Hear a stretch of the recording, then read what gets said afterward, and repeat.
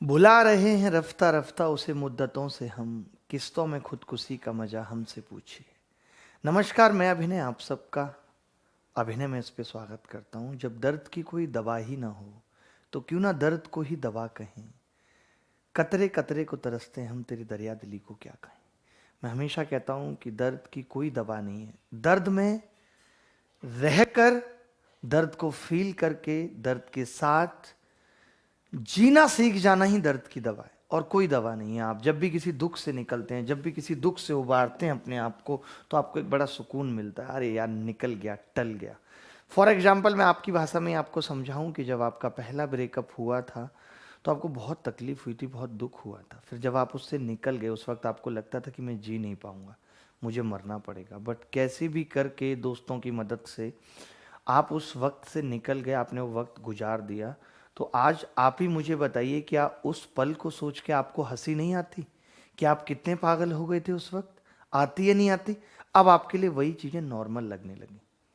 अब वही चीज़ें नॉर्मल लगने लगी। अब लगता है कि उससे बड़ा दुख क्या आएगा, उससे बड़ा दुख क्या होगा जब मैं तेरे बिना जीना सीख गया। कोई उससे बड़ा दुख नहीं है। वो एक चीज थी जिसको मैं समझता था कि मेरी जिंदगी के लिए जरूरी है, इसके बिना मैं जी नहीं सकता था। ये हजारों कस्में मैंने खाई थी और सोचा था, और उसके बाद भी मैं जी गया। यानी वो मिथ्य साबित हो गई चीजें।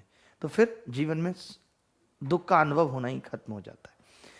चलिए, नमस्कार, फिर से अभिनय में इस पे मैं आपका स्वागत कर रहा हूँ। और आज की क्लास में हम पढ़ने वाले हैं कॉमन फैक्टर। फिर आज लेट, ठीक है? कितना डिस्टर्ब होता है, आराम से बैठ लो, एंजॉय कर लो, उधर बुक्स वुक्स पढ़ लो। तो हमने क्या कहा कि आज की क्लास में हम क्या करने वाले हैं, कॉमन फैक्टर पढ़ने वाले हैं। कॉमन फैक्टर की अवधारणा बहुत ही खूबसूरत तरीके से हम करने वाले हैं। बहुत ही मतलब मज़ा आने वाला है आपको कॉमन फैक्टर में, बहुत मज़ा आने वाला है कि इस कॉमन फैक्टर का प्रयोग क्या है, कॉमन फैक्टर क्या है, किस तरीके से हम सीखते हैं। आज नंबर सिस्टम की 7वीं क्लास है, 7th क्लास आज नंबर सिस्टम की है। अभी तक मैंने क्लासिफिकेशन ऑफ नंबर बताया, डिविजिबिलिटी रूल बताए। अच्छा, कुछ चीज़ें आप ये सोच रहे होगी कि यार ये वाली चीज़ नहीं बताई, यार ये भी बतानी चाहिए थी। तो उन सब चीज़ों का जो सिलेबस से थोड़ा हटके हैं, जिनसे अभी तक कोई सवाल नहीं आया है, जितनी भी टफ चीज़ें मान लेते हैं कि आप कैट की तैयारी कर रहे हैं, वो मैं लास्ट की क्लासेज में बताऊंगा। अभी मैं सिर्फ उतना पढ़ा रहा हूँ जो एक एसएससी, सीजीएल, सीएचएसएल, एसएससी का कोई भी एग्जाम निकालने के लिए, रेलवे का, बैंक का पर्याप्त है। बहुत ज़्यादा चीज़ें नहीं बता रहा हूँ, क्योंकि नंबर सिस्टम तो एक इतना बड़ा टॉपिक है जिसको ख़त्म करने में 6 महीने भी कम पड़ जाएंगे। तो आज आप हेडिंग लगा लीजिए, कॉमन फैक्टर क्या है, उभयनिष्ठ गुणनखंड क्या है। सब लोग जुड़ रहे हैं, धीरे धीरे आगे भी जुड़ जाएंगे, ठीक है? हेडिंग लगा लीजिए, कॉमन फैक्टर।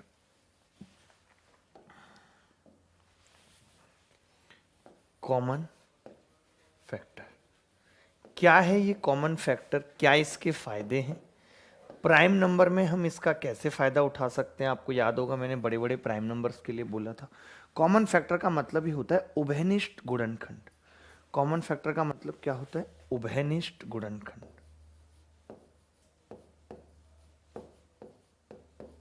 उभयनिष्ठ गुणनखंड।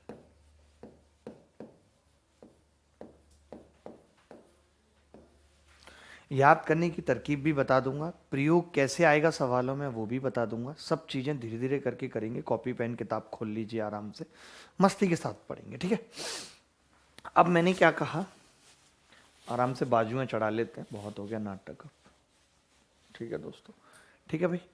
तो हमने कहा कि कॉमन फैक्टर में मैं क्या बताने जा रहा हूं, मैं बताने जा रहा हूं आपको कि अगर x की पावर n प्लस a की पावर n है, ध्यान से समझिएगा, अगर x की पावर n प्लस a की पावर n है तो इसका एक common factor CF x plus a जरूर होगा यदि इफ n इज ऑड। पहले पेज पे मैं बस इतनी सी बात बता रहा हूं कि यदि n विषम है तो x की पावर n प्लस a की पावर n का एक common factor x plus a जरूर होगा। अच्छा, इसको कैसे याद रख सकते हैं? मैं एग्जाम्पल से भी ये बात समझा देता हूं।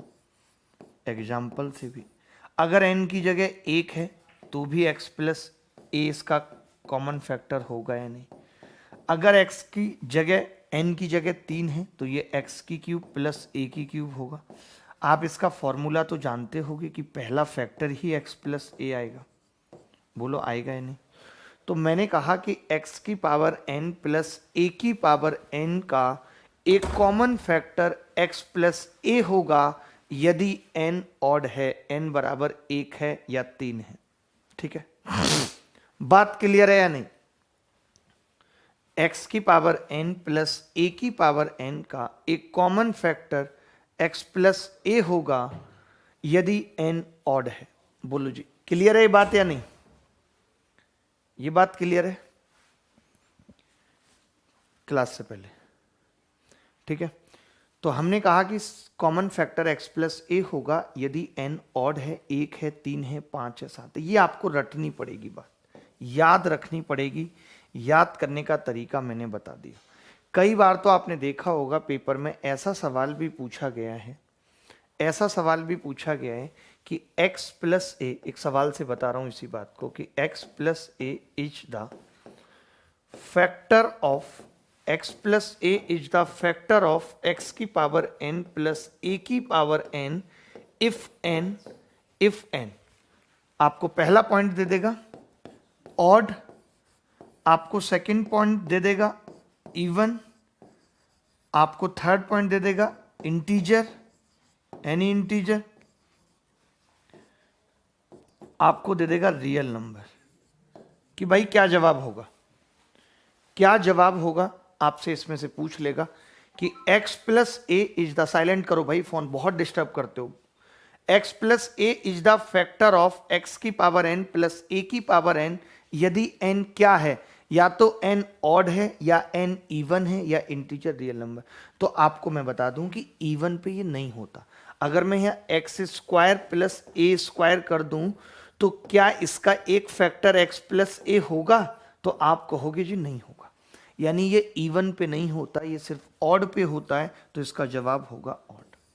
ऐसा सवाल भी पेपर में आ चुका है सीडीएस में कि x plus A is the factor of x की पावर n प्लस ए की पावर n तभी संभव है जब n ऑड हो। आप चाहो तो पुट करके देख सकते हो, n की जगह 1, 3, 5, 7। ये किसी भी एग्जाम में सवाल आ जाता है, चाहे आप टीजीटी, सीईटी, टीईटी किसी भी एग्जाम की तैयारी कर रहे हो, उनमें किसी भी ये सवाल आ सकता है। तो पहला मैंने अभी तक जो पढ़ाया वो ये पढ़ाया कि x की पावर n प्लस ए की पावर n का जो कॉमन फैक्टर होगा वो क्या होगा, x प्लस ए। जैसे अब किसी ने हमसे इतनी सी बात पूछ दी, हमें नहीं पता, किसी ने हमसे इतनी सी बात पूछ दी कि 1027 बताओ प्राइम नंबर है या नहीं, इज प्राइम और नॉट। अब आपको पता है कि जो मैंने प्राइम का तरीका आपको बताया वो उससे तो ये बहुत लंबा हो जाएगा। प्राइम मतलब अभाज्य। तो जब कभी बड़ा ऐसा सवाल आता है तो हमारे पास एक तरीका होता है कि मैं 1000 को क्या लिख दूं, तो आप कहेंगे जी आप 1000 को लिख दो 1000 प्लस 27, यानी आप इसको लिख दो 10 की घात 3 प्लस 3 की घात 3। तो मैं कह सकता हूं कि इसका एक कॉमन फैक्टर 13 आ गया, 10 प्लस 3। और जब इसका एक कॉमन फैक्टर 13 आ गया तो ये संख्या प्राइम नहीं होगी। आंसर है नो। बोलो बात आई नहीं आई समझ? अगर किसी ने मुझे ये कह दिया कि 1027 प्राइम है या नहीं, तो मैंने कैसे झट से पता लगा लिया कि ये 13 से कटेगी संख्या। मैंने क्या लिख लिया इसको, मैंने लिख दिया 1000 प्लस 27 यानी 10 की घात 3 प्लस 3 की घात 3। अब ये x की घात n प्लस a की घात n, यानी इसका कॉमन फैक्टर क्या हो गया, x प्लस ए। 10 प्लस 3 कितना आ गया, 13। इज इट करेक्ट और नॉट?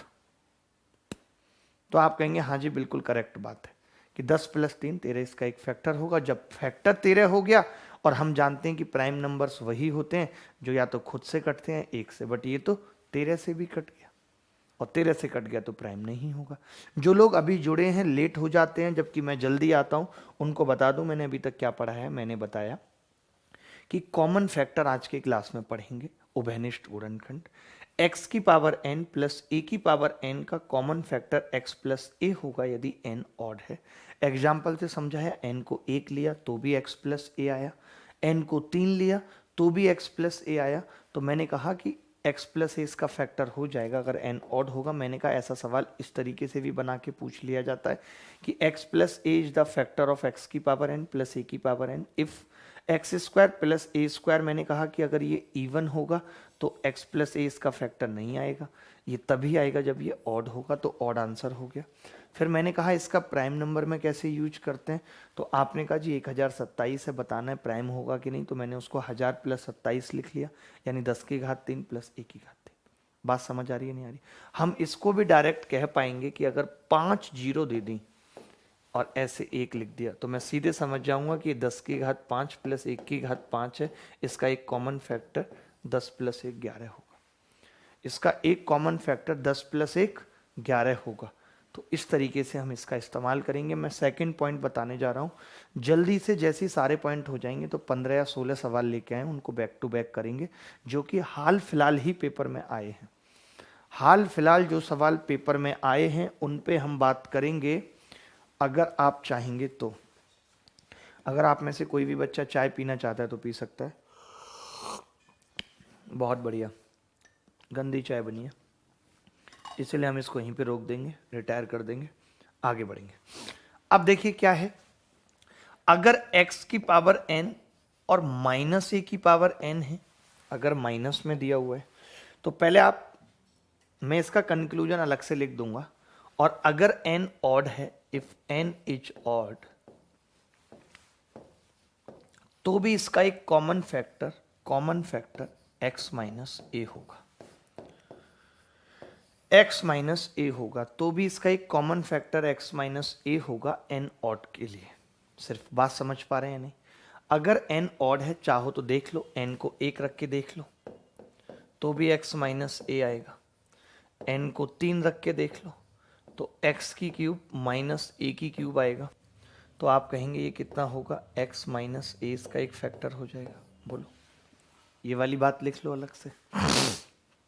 इसके बाद क्या लिखना जरूरी है, अगर मैंने कह दिया कि x की पावर n माइनस ए की पावर n में n अगर इवन है तो क्या होगा, इफ n इवन है, बताइए। अगर n इवन है तब क्या होगा, तो आप कहेंगे जी इवन का मतलब तो आप कहना चाह रहे हो एक्स स्क्वायर माइनस ए स्क्वायर, यही तो n का मतलब है। इवन मतलब n मैंने 2 लेके देख लिया, तो आपने कहा जी अगर आपने n 2 लिया तो इसके तो दोनों फैक्टर आ गए, x प्लस ए भी आ गया और x माइनस ए भी। जो लोग बहुत गरीब हैं गणित में, जिनको नहीं पता ए स्क्वायर माइनस बी स्क्वायर का फॉर्मूला क्या होता है, तो मैं बता दूं, ए प्लस बी ए माइनस बी, यानी कि ये x प्लस ए और x माइनस ए होगा। ठीक है, तब हमने क्या कहा, ध्यान से समझना, हमने कहा कि n अगर इवन है तो इसके कॉमन फैक्टर दोनों होते हैं, x प्लस ए भी होता है और एंड x माइनस ए भी होता है। बस इतनी सी बात आपको लिखनी है। अगर मैं इस पूरे पेज पे पुरानी वाली बात को भी रिपीट करके लिखना चाहूँ तो वो होगी कि x प्लस एन प्लस ए की पावर n है। अगर n ऑड है, जो मैंने पीछे बताया, तो कॉमन फैक्टर x प्लस ए होगा, और अगर n इवन है तो कैन नॉट से, तब हम नहीं कह सकते कि इसका कॉमन फैक्टर x प्लस ए होगा या नहीं होगा, तो इस पे ये नहीं होता इवन पे। यानी मैंने कितनी बातें बताई, मैंने कहा कि बेटा x की पावर n प्लस ए की पावर n में n ऑड है तो कॉमन फैक्टर होगा x प्लस ए, इवन के केस में नहीं कह सकते। x की पावर n माइनस ए की पावर n में n ऑड है तो इसका फैक्टर होगा x माइनस ए। बट अगर n इवन भी है, देखिए यहाँ पे n इवन भी है तो भी इसका फैक्टर x माइनस ए होगा और उसके साथ साथ x प्लस ए भी होगा। तो अब मैं 2 सवाल अपनी तरफ से बना के पूछ रहा हूँ जो दोनों CDS में आए हुए हैं, उसके बाद हम हाल फिलहाल CGL में आए हुए सवाल करेंगे। अगर आपको कोई भी डाउट आता है, जितने भी लोग वीडियो को देख रहे हैं, कुछ माइक्रो सेकेंड लगेंगे, अगर पसंद आ रहा है, समझ आ रहा है तो लाइक कर सकते हैं, कोई प्रेशर नहीं है। ठीक है, मैंने हमेशा कहा है कि ये जो हम पढ़ा रहे हैं मैक्सिमम लोगों तक, बच्चों तक ये चीज़ पहुंचे तो हमें भी अच्छा लगेगा, तो इस वीडियो को ज़्यादा से ज़्यादा लोगों तक पहुंचाया करें, भेजा करें। अनअकैडमी पे शाम को मेरी क्लास है। अनअकैडमी आप सब जानते हैं, ब्लैक टी शर्ट अनअकैडमी। तो शाम को मेरी क्लास है। आज मैं कॉन्ग्रुएंसी ऑफ ट्राइंगल बताऊंगा, यानी कि त्रिभुजों की सर्वांग समता। जितने, अगर आपने अभी तक ज्योमेट्री नहीं पढ़ी तो पीछे की 6 क्लासेस पढ़ लीजिए, 5 क्लासेस, वरना आज से कॉन्ग्रुएंसी ऑफ ट्राइंगल से भी शुरू कर देंगे तो आपका भला हो जाएगा। ठीक है, अब मैं आपसे एक बात लिख के पूछता हूं, अनअकैडमी पे और सब्जेक्ट्स के लिए जीएस, रीजनिंग, मैथ्स के लिए आज 28 और 29 में बहुत सारे बैचेज स्टार्ट हो रहे हैं, प्लस क्लासेस जिनमें आप एनरोल कर सकते हैं अभिनय मैथ्स रेफरल कोड लगा के। गणित तो मैं आपको बेहतर पढ़ा ही रहा हूँ, इससे ज़्यादा बेहतर और मेरी बस की बात नहीं है। द बेस्ट है, सबसे अच्छा है, इसका कोई तोड़ नहीं है। बट अगर बाकी के सब्जेक्ट्स के लिए आप ज्वाइन करना चाहते हैं तो 31 तारीख से इनकी फीस भी बढ़ रही है। आप उससे पहले अगर चाहते हैं कि आपको जीएस, रीजनिंग, इंग्लिश पढ़नी है तो पढ़ सकते हैं। ठीक है, चलिए 5 बजे की जो क्लास है उसका लिंक भी मैंने डिस्क्रिप्शन में डलवा दिया, कम्युनिटी में, और पिंग करा दिया। हाँ ठीक है, और मेरा ही पढ़ना चाहते हैं, कोई बच्चा चाहता है कि नहीं मुझे तो आपसे पेड क्लासेस में ही पढ़ना है, प्लस क्लासेस में, तो 5 तारीख से अर्थमेटिक स्टार्ट कर रहा हूँ, अभी 25 से एलजेब्रा स्टार्ट किया है, शाम को एडवांस मैथ्स चलती है 8 से 10 जो बच्चे 2 महीने में सिलेबस खत्म करना चाहते हैं, और सुबह 9 से 11 अर्थमेटिक। ठीक है, चलिए अब इन सब के बाद मैं एक चीज़ आपसे पूछना चाहता हूँ। अगर मैंने ये कह दिया कि x minus A is the, इसका उत्तर जो बच्चा मुझे बताएगा वो मेरा बहुत खास हो जाएगा, 25 रुपये का पेटीएम उसको तुरंत हो जाएगा। x minus A is the factor of x की पावर n माइनस a की पावर n इफ यदि n क्या होगा। तो मैं आपसे पूछ रहा हूं, पहला ऑप्शन है ऑड, दूसरा ऑप्शन है इवन, तीसरा ऑप्शन है इंटीजर, मतलब कि इवन या ऑड दोनों, और उसके बाद चौथा ऑप्शन है रियल नंबर। ये तो कभी नहीं होगा रियल नंबर में, तो पावर पॉइंटों में भी हो सकते हैं। इस सवाल का जवाब कौन बताएगा। अब मैंने आपसे पूछा है x माइनस ए, मैं देख रहा हूं आपके कमेंट, क्या जवाब आप दे रहे हो। राघव तिवारी जी ने कमेंट किया, सर जी मैं लाइव नहीं पढ़ पाता बट बाद में पढ़ता जरूर हूं daily, thank you sir ji. Odd, कई सारे बच्चे कह रहे हैं एन इज ऑड, बिल्कुल गलत जवाब। अभी तो मैंने पढ़ा के फ्री हुआ, सोचो इतना दिमाग नहीं लगा पाते। अभी मैंने बताया कि यहां पर भी x माइनस ए है, कब, जब n ऑड है, बोलो है या नहीं। और यहां पर भी x माइनस ए है जब n इवन है, यानी कि दोनों पे ही x माइनस ए तो दोनों पे ही होगा, चाहे तो n ऑड है चाहे इवन, यानी कि इंटीजर अगर n है चाहे वो इवन हो या ऑड, तो वो ये फैक्टर बनेगा इसका x माइनस ए। बात क्लियर है।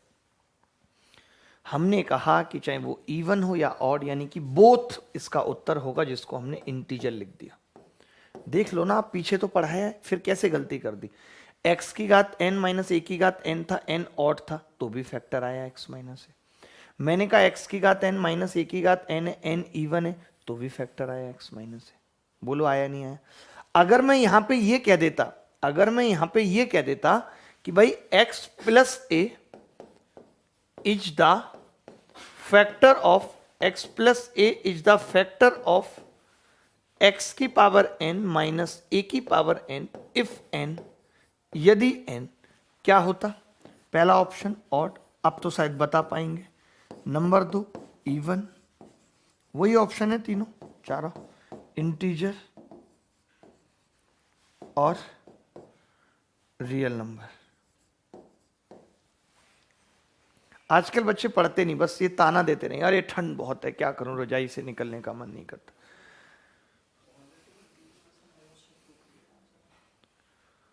नहीं हाँ, मतलब वो इंटीजर बेसिकली हम इवन और ऑड में बांट रहे हैं, फिर तो हम ऑड के साथ भी पॉजिटिव इंटीजर लगाएं।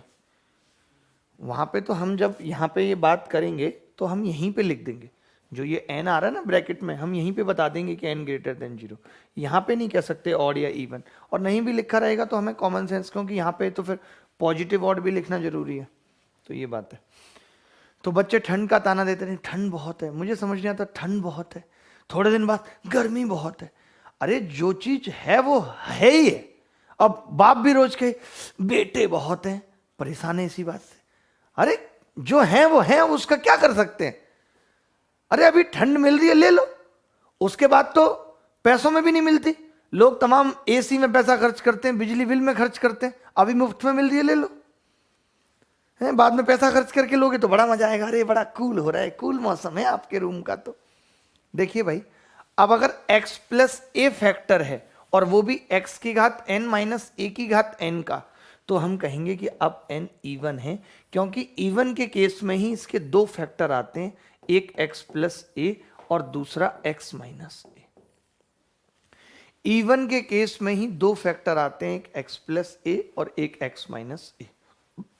तो अब तक मैंने जो बताया, आप मुझे बताइए कि आप समझ पाए या नहीं, मैं आपको समझा पाया या नहीं, क्योंकि अब हम बढ़ने जा रहे हैं सवालों की तरफ, जहां इवन ऑड आपको खुद देख के चेक करना पड़ेगा। सवाल में दिया नहीं होगा कि पावर इवन है, और आप खुद देखेंगे। तो आगे बढ़ जाएं, आपकी अगर इजाजत है तो हम सवालों की तरफ चलते हैं। आप सब समझ पाए इस बात को? बहुत बढ़िया, बहुत बढ़िया, बहुत अच्छा कर रहे हैं आप। लव यू बोलने वालों को बहुत बहुत प्यार, थैंक यू। बाकी सबको भी जो नहीं भी बोल रहे हैं, ठीक है। चैट रेट बहुत ज़्यादा नहीं चल रही अभी, 778, ऐसा क्यों?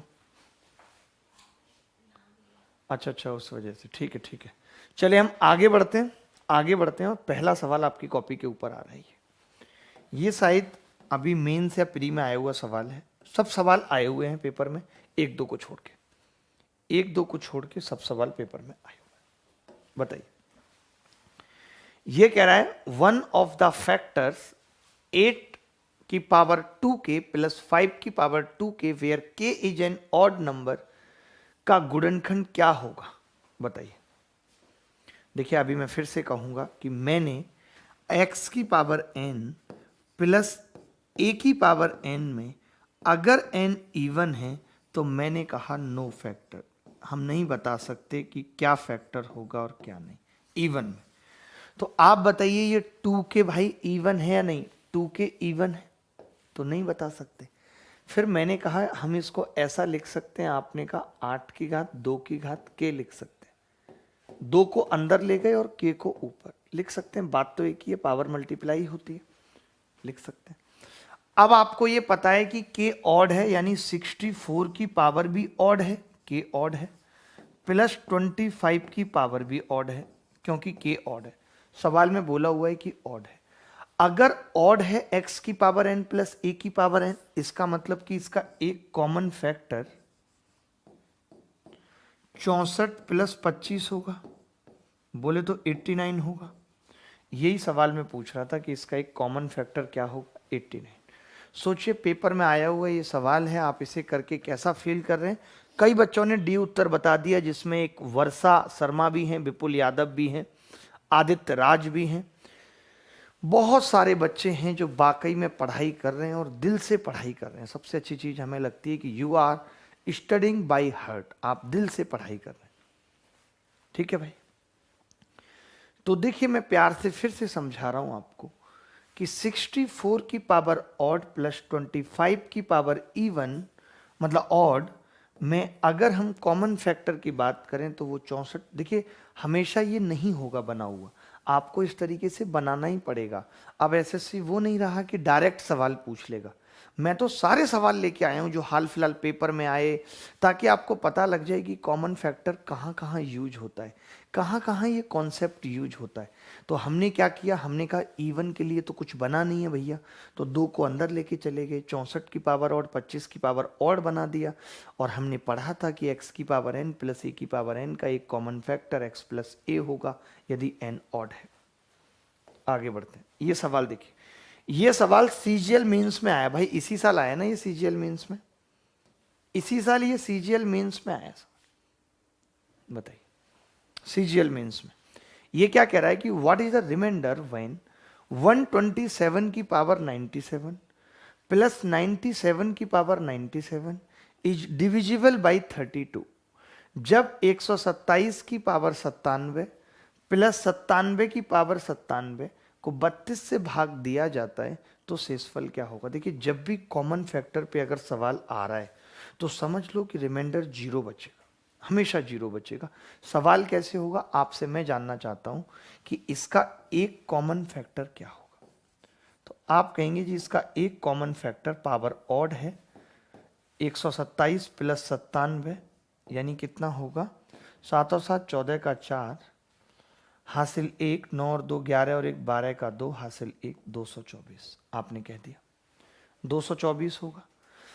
अगर इसका एक कॉमन फैक्टर 224 है और जब मैं इसको भाग लगा रहा हूं 32 से, तो भैया ये कॉमन फैक्टर तो कट जाएगा, पूरा कट जाएगा या नहीं कट जाएगा? बोलो कितनी बार कटेगा 32 से? 320, 7 बार कट जाएगा। यानी जब इसका एक कॉमन फैक्टर ऐसा आ रहा है जो 32 से पूरा पूरा कट जाएगा, तो फिर रिमाइंडर बचेगा क्यों कुछ।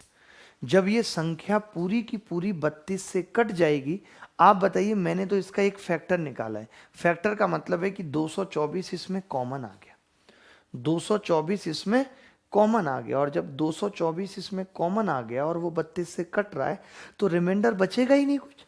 तो रिमाइंडर कितना आएगा? 0 आएगा।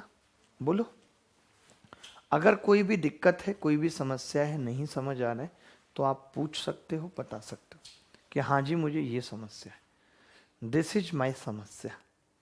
पूछ लो भाई कुछ भी अगर पूछना है तो। अगले सवाल की तरफ चल रहा हूं। ये सवाल देख लीजिए।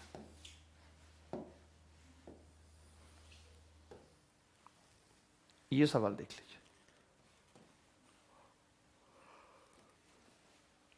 ये कह रहा है 756 की घात 273, मैं लिख देता हूं, माइनस है लिखा हुआ है, 756 की घात 273, ये भी प्री में है, किसी में आया हुआ सवाल है। 412 की घात 273 को 86 से डिवाइड किया जाए। अभी तो मैंने आपको बता दिया, क्या बता दिया, मैंने कह दिया कि कॉमन फैक्टर पे सवाल आएगा तो हमेशा रिमाइंडर 0 बचेगा। आपने झट से लगा भी दिया, बट जब पेपर में आएगा तो पता नहीं होगा कि कॉमन फैक्टर पे आए, तब तो चेक ही करना पड़ेगा। तो मैंने कहा ये लिखा हुआ है 756 की पावर ऑड लिखा हुआ है, माइनस 412 की पावर ऑड लिखा हुआ है, ऑड लिखा हुआ है, यही लिखा हुआ है। इसका मतलब है, इसका साथ सीधा सीधा मतलब है, साफ साफ मतलब है इसका, कि इसका एक कॉमन फैक्टर, एक कॉमन फैक्टर इसका क्या होगा, तो आप कहेंगे जी 756 माइनस 412, 344 होगा। अगर इसका एक कॉमन फैक्टर 344 है तो 344 इससे 4 बार कट रहा है भाई, कट रहा है नहीं कट रहा, यानी जब मैं 86 से भाग दूंगा तो पूरा पूरा कट जाएगा, रिमाइंडर कितना आ जाएगा? 0। और यही इस सवाल का उत्तर है, 0 ही इस सवाल का उत्तर है। बहुत अच्छा लगता है जब हम आपके कमेंट पढ़ते हैं, आपसे बात करते हैं, आपकी बातें सुनते हैं।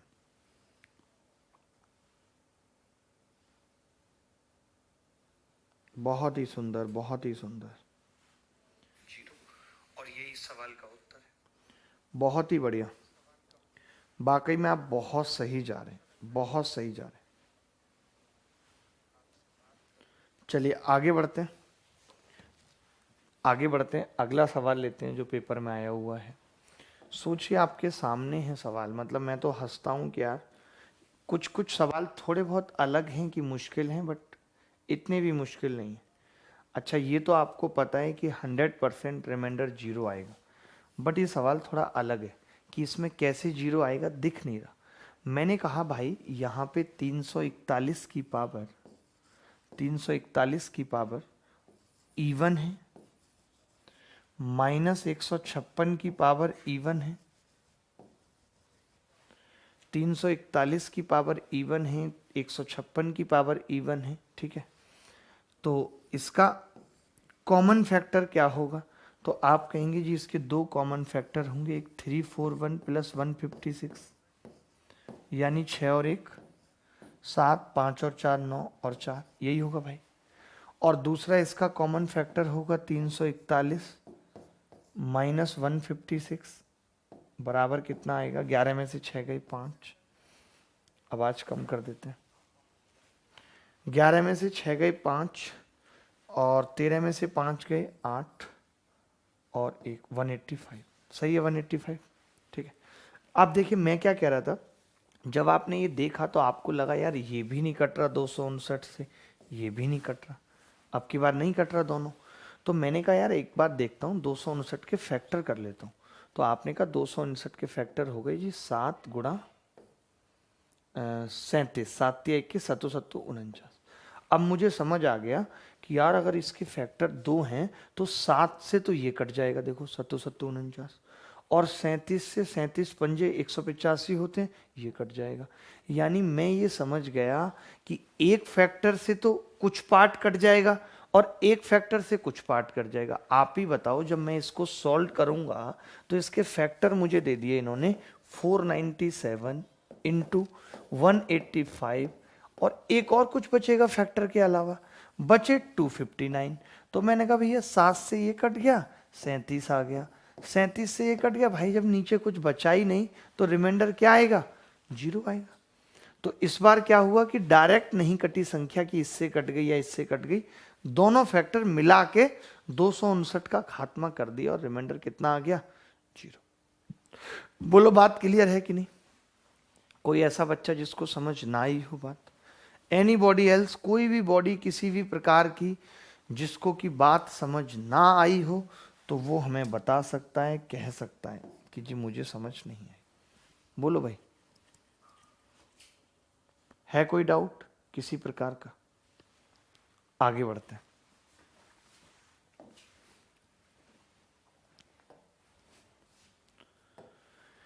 31 की घात 20, बहुत ध्यान से समझना, 31 की घात 20 and 1024 is not divisible by, ये पूछ रहा है। 31 की घात 20 माइनस 1024, ये मुझे बहुत अच्छा सवाल लगा। मैं आपको टाइम देता हूं 15 सेकंड का और देखता हूं कि आप उत्तर बता पाएंगे नहीं। फटाफट बताइए, नाम पढ़ रहा हूं, कौन कौन नाम है ये, बस नाम पढ़ते ही स्पीड बढ़ जाएगी। नाम दिख भी नहीं रहे, तोमर साहब हैं, बिक्की जी हैं, लल्लू हैं, गंगाधर हैं, बहुत अच्छे अच्छे नाम के साथ लोग जुड़े हुए हैं। बताइए जी क्या जवाब होगा? 31 की घात 20 minus 1024 is not divisible by. देखिए ध्यान से भाई, ये माइनस वाला है तो पावर इवन भी लग जाएगी, चल जाएगी, कोई दिक्कत नहीं। बट दिक्कत पता है कहाँ है कि पावर सेम नहीं है। 31 की घात 20 ठीक है, 1024 को 2 की घात 10 लिख सकता हूँ भाई, लिख सकता हूँ। क्या इसको 20 बनाना संभव है? नहीं। इसको 10 बनाना संभव है, 2 अंदर ले जाएंगे। इसमें तो कुछ ऐसा है नहीं जो बाहर ले आएंगे। कई बच्चे कहते हैं 2 को बाहर ले जाओ, कितना बाहर ले जाए बताओ तो हमने कहा कि इसको मैं लिख देता हूं 31 की घात 2 की घात 10 माइनस 2 की घात 10, ये कह सकते हैं।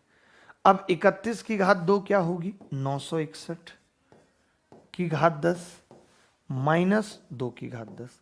अब कोरिया के बच्चे से मैंने पूछा कि बेटा इसके 2 फैक्टर बताओ, तो बच्चे ने कहा जी एक 961 प्लस 2 होगा क्योंकि पावर इवन है, एक 961 माइनस 2 होगा। तो मैंने कहा ये तो आ गया 963 और ये आ गया 959। तो इसने डिविजिबल बाई पूछा था। तो पहली बात 32 से तो कटेगा ही नहीं, इवन नहीं है। 9 से कटेगी संख्या, इज नॉट डिविजिबल बाई पूछा है तो हाँ 32 ही उत्तर हो गया ना फिर तो, क्योंकि इवन से नहीं कटेगा। आप देखो ना 107 से ये कट रहा है, 107 निम्न 963, 9 से भी कट रहा है। जब 2 ऑप्शन आ गए तो मैं समझ गया इवन से नहीं कटेगा, क्योंकि ऑड संख्या कभी भी इवन से नहीं कटते। हाँ बिल्कुल, क्वेश्चन करने की जरूरत ही नहीं थी। क्यों नहीं थी? क्योंकि हम ये देखेंगे कि ये ऑड आएगा हमेशा, और अगर ये ऑड आएगा और ऑड में से अगर इवन घटेगा, ऑड में से अगर इवन घटेगा तो हमेशा ऑड नंबर बचेगा, और ऑड नंबर बचेगा तो वो 32 से कभी नहीं कटेगा। बट हमें क्या करना है, हमें बेसिकली हमने ये क्यों सिखाया कि कल को 32 की जगह यहां पे ऑल होता, ऑल मान लेते हैं 32 होता ही नहीं, ऑल होता, और यहां पे नॉट नहीं होता, डिविजिबल बाई पूछा होता, तो मुझे देखना पड़ता। मैं कहता हाँ जी 107 से कट रहा है, फिर मैं कहता जी 9 से हाँ जी कट रहा है, फिर मैं ऑल लगा देता, 137 से नहीं चेक करता। वैसे मैं कर भी सकता हूँ, 137 से चेक करूंगा, 7 बार ये कटेगा 959। ठीक है, तो सवाल कैसे भी बन सकता है, किसी भी तरीके से आपसे पूछा जा सकता है। बट अभी हम कॉमन फैक्टर बता रहे हैं, तो हम बताएंगे कि कॉमन फैक्टर कैसे होगा, नहीं होगा, कैसे उसको अप्लाई करना है, ये सारी चीजें बताएंगे। बेस्ट तरीके, बेस्ट सवाल कॉमन फैक्टर पे। ये सवाल देख लीजिए, 49 की घात 15 माइनस 1 विभाज्य है, किससे विभाज्य है? यार कितना सिंपल है। इसके एक बात बताइए, 49 की घात 15 है तो इसका फैक्टर क्या होगा? एग्जैक्टली डिविजिबल है। देखिए ऑड है तो 48 ही फैक्टर होगा, 49 प्लस 1 50 नहीं हो सकता, तो क्या इसका फैक्टर होना चाहिए? सोचने वाली बात है। 49 की घात 15 माइनस 1 है, ये किससे विभाज्य होगा ये आपको बताना है मुझे। तो मैंने कहा ठीक है, मैं इसको ऐसा तो लिख सकता हूं 7 की घात 30, ये बात एक ही है।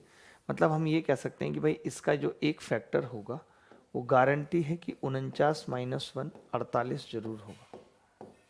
एक फैक्टर इसका 48 जरूर होगा या नहीं।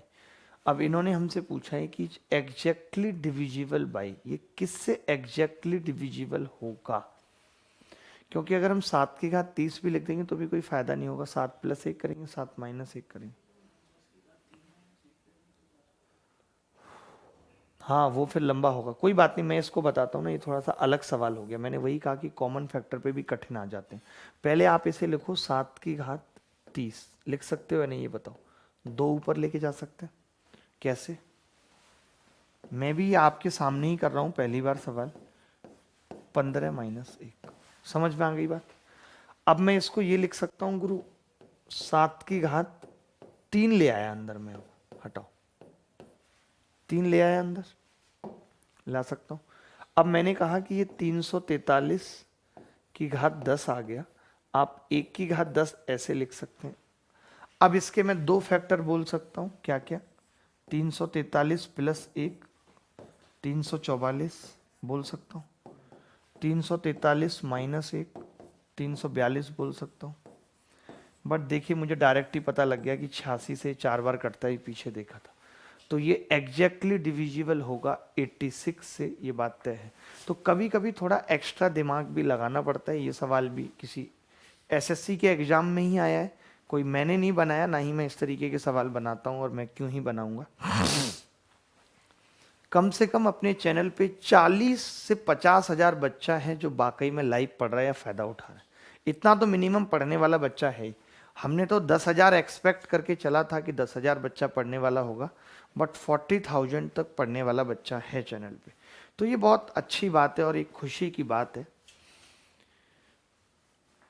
कि जब पढ़ाई की बात आती है तो बच्चे किस तरीके से देखते हैं, समझते हैं। आगे बढ़े। अच्छा सवाल था ये कि पहले हमने 7 की घात 2 ऊपर बनाई, फिर 3 को अंदर लेके गए, तब जाके हमें पता लग पाया। ये सवाल देख लीजिए, 68 की पावर n + 1 अगर 23 से विभाज्य है तो n का क्या होना जरूरी है?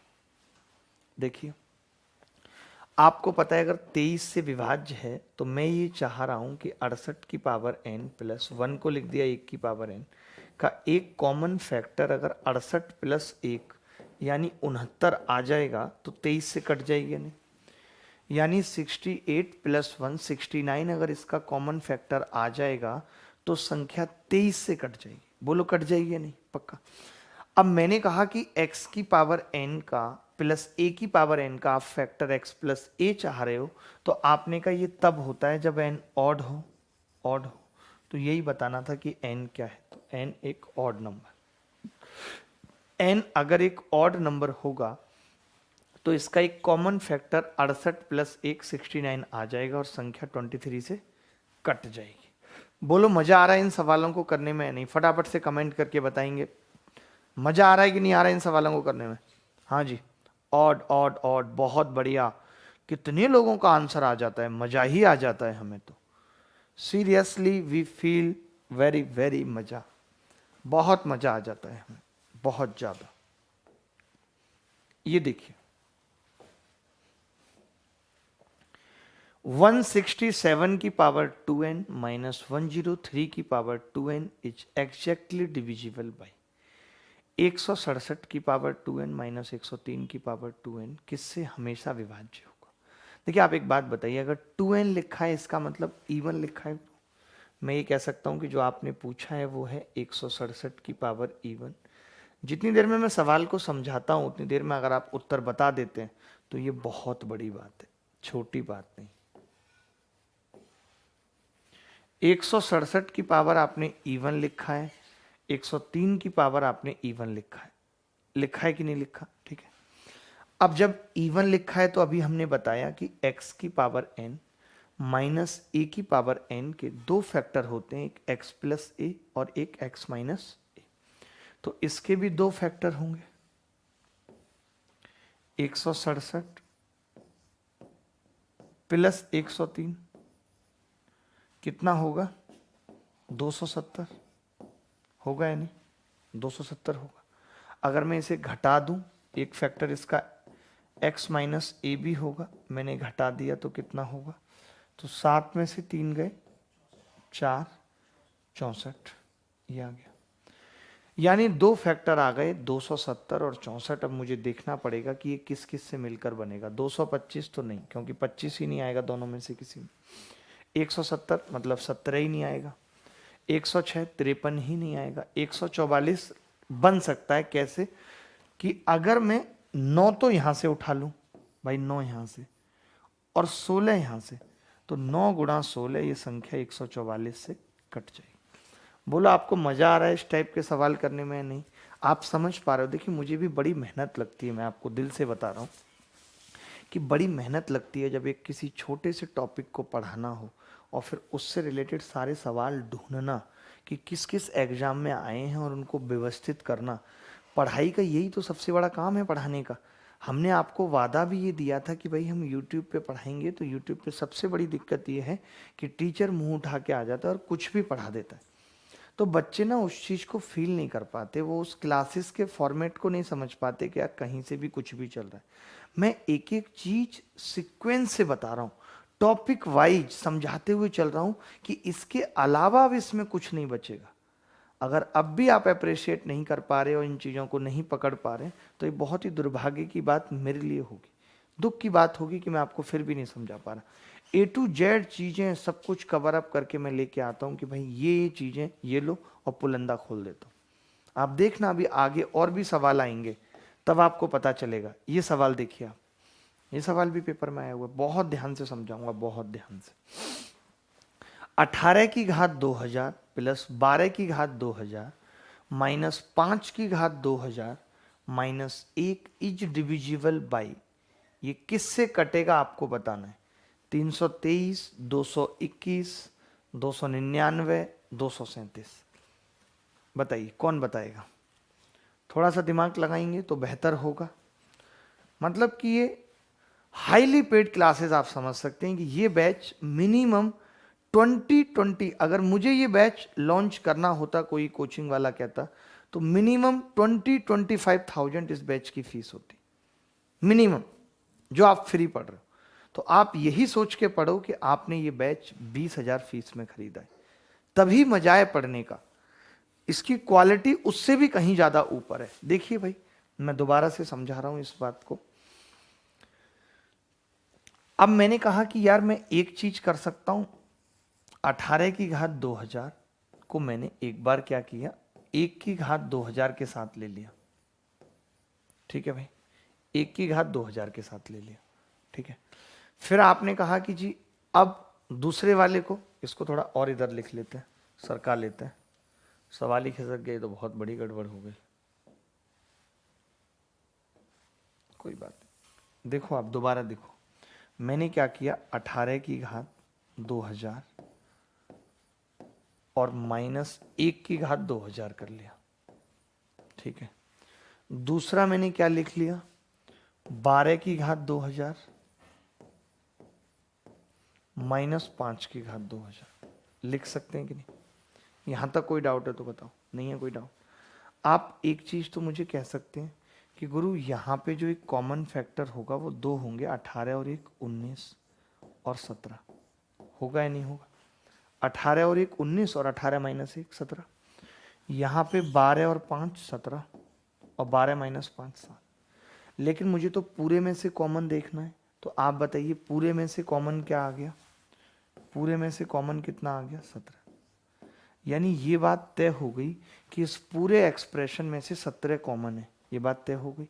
हमने कहा ठीक है भाई, बट ऑप्शन में तो नहीं है 17, ऑप्शन में 17 नहीं है।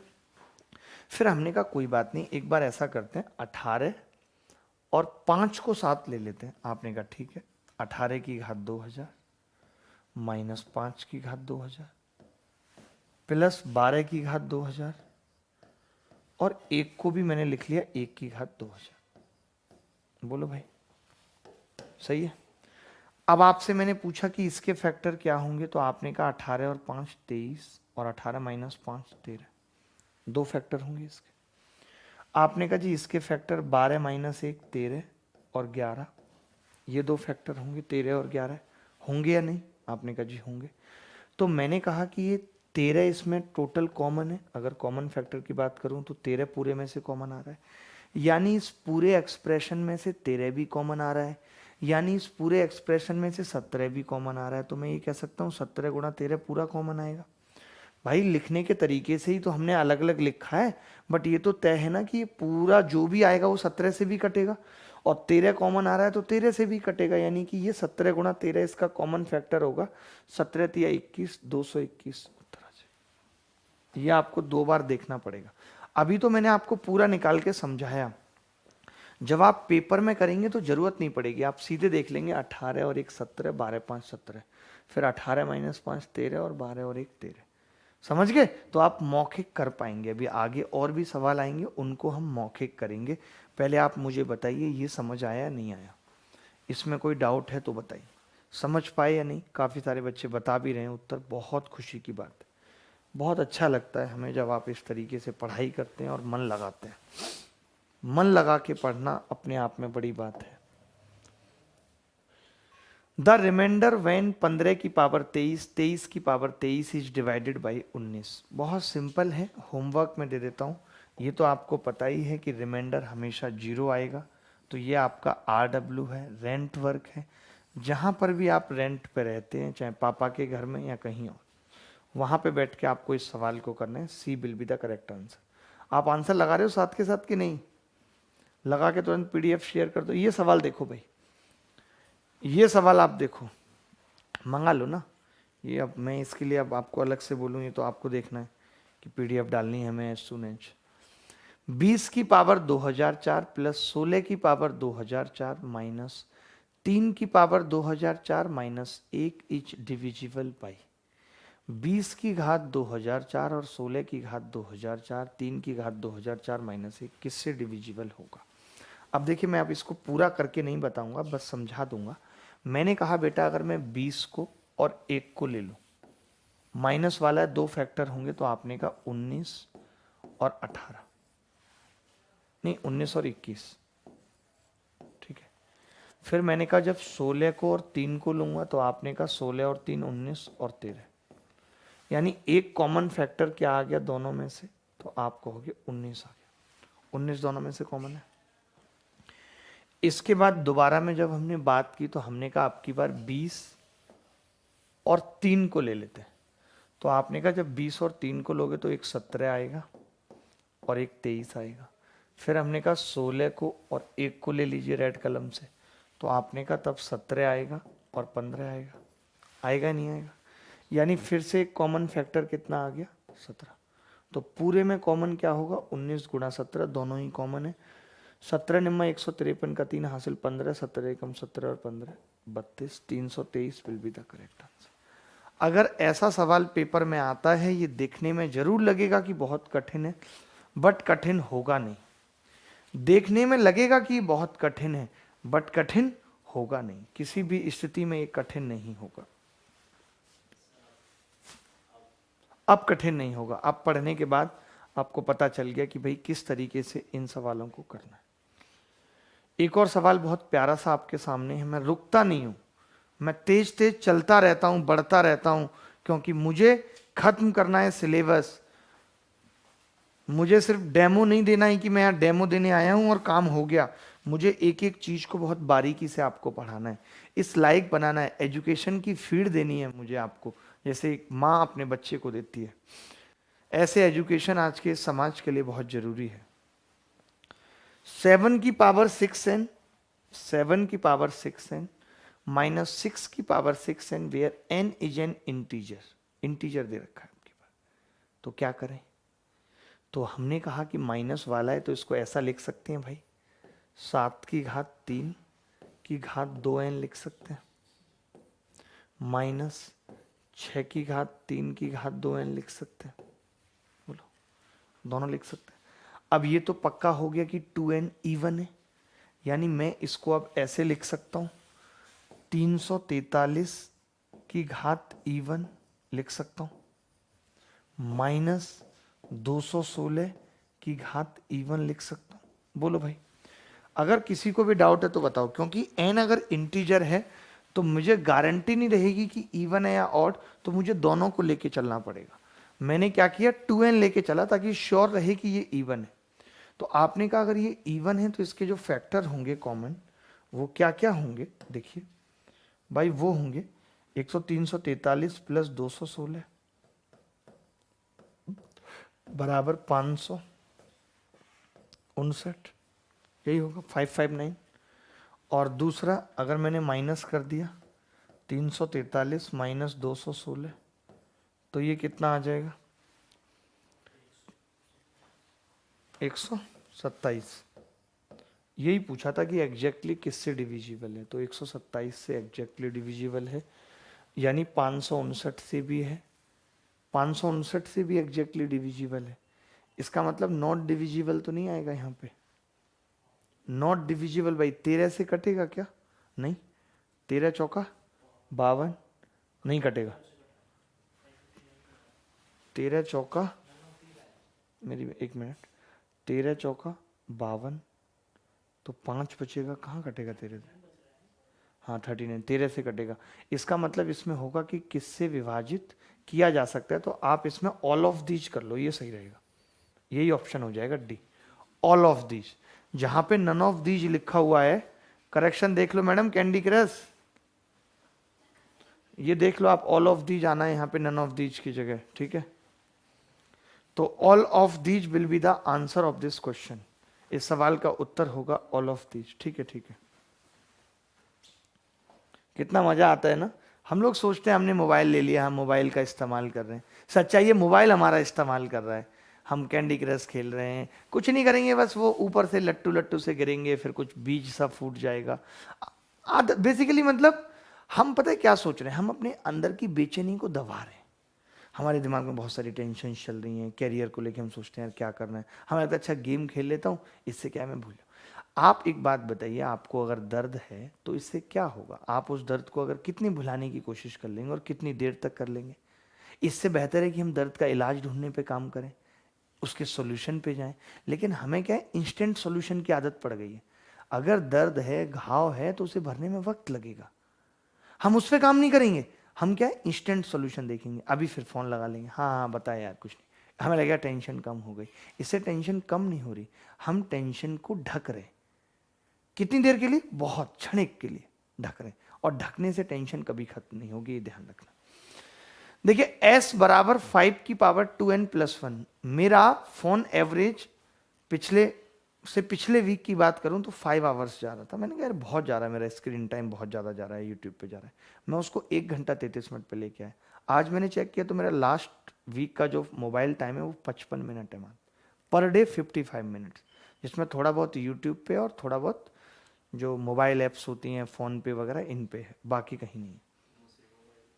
नहीं एक ही यूज करता हूँ ना, एक में तो सिम ही नहीं है, तो कोई मतलब नहीं है उसका। तो s बराबर 5 की पावर 2n+1 प्लस 11 की पावर 2n+1। कोरिया का बच्चा भी ये बात जानता है कि जो संख्या 2n होती है, 2n, जो संख्या 2n होती है वो इवन होती है, और अगर इवन नंबर में एक जोड़ दिया जाए तो 2n+1 ऑड होती है, इतनी सी बात है, ठीक है, ऑड होती है। तो हमने यही कहा कि s किससे हमेशा कटेगा, तो आपने कहा 11 और 5 16 से हमेशा कटना चाहिए। भाई 11 और 5 यही दिया हुआ है ना सवाल में, अच्छा पूरा लंबा सवाल है, 11 और 5 16 से हमेशा कटना चाहिए, 17 भी है फिर ना साथ में, 17 भी है, इन्होंने ना थोड़ा गलत लिख दिया सवाल, मैं समझ गया कि करेक्शन है, करेक्शन कर लीजिए। यहाँ पे 12 है, मुझे याद है ना सवाल मैंने दिया 12 है, तो यहाँ पे क्या होगा 12 की पावर, तो ये कितना आ जाएगा 17, इसका एक कॉमन फैक्टर आ जाएगा इन दोनों का, और ये तो 17 है ही बेसिकली, है या नहीं, तो संख्या पूरी की पूरी 17 से कट जाएगी, पूरी की पूरी संख्या 17 से कट जाएगी, यही सवाल का उत्तर है। करेक्शन कर लीजिएगा, जहाँ 11 है वहाँ 12 की पावर 2n+1 लिख लीजिएगा, ठीक है। Is it correct? अगर किसी बच्चे को दिक्कत है, डाउट है, कुछ समझना चाहता है, पूछना चाहता है तो बताइए। नहीं, ये सवाल देखिए, व्हाट द रिमाइंडर 17 की पावर 23 प्लस 23 की पावर 23 प्लस 29 की पावर 23 इज डिवाइडेड बाई 23, ठीक है।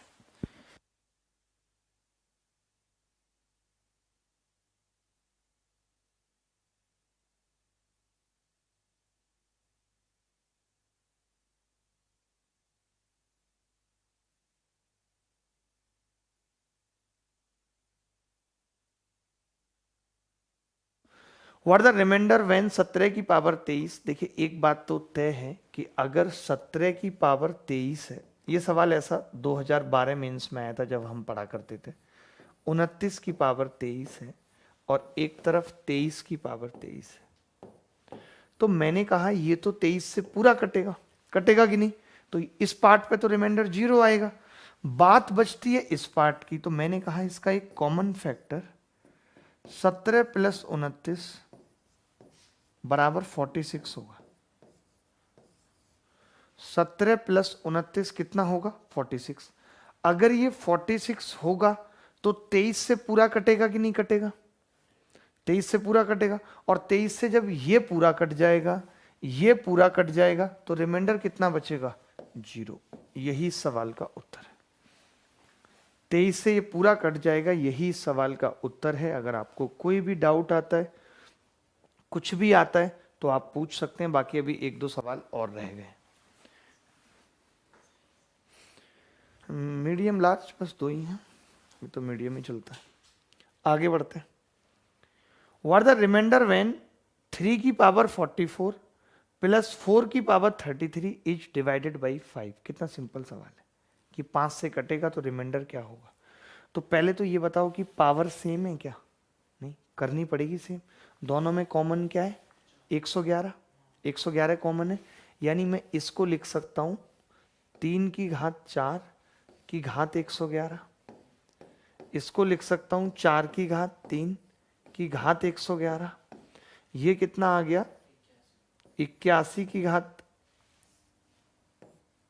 111 प्लस 64 की घात 111, ये आ गया।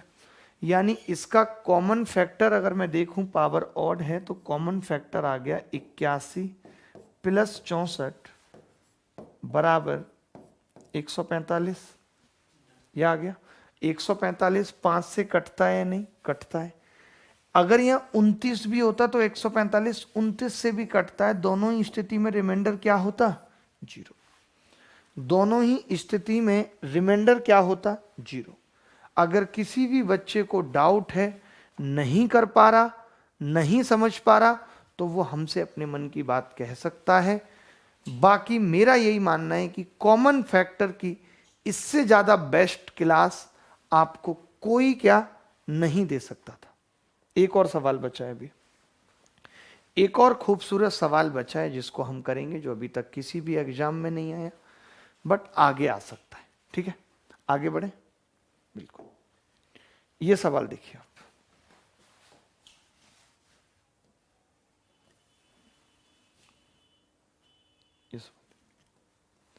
सवाल है 1 की घात 1995, 2 की घात 1995, 1996 की घात 1995 तक जा रहा है।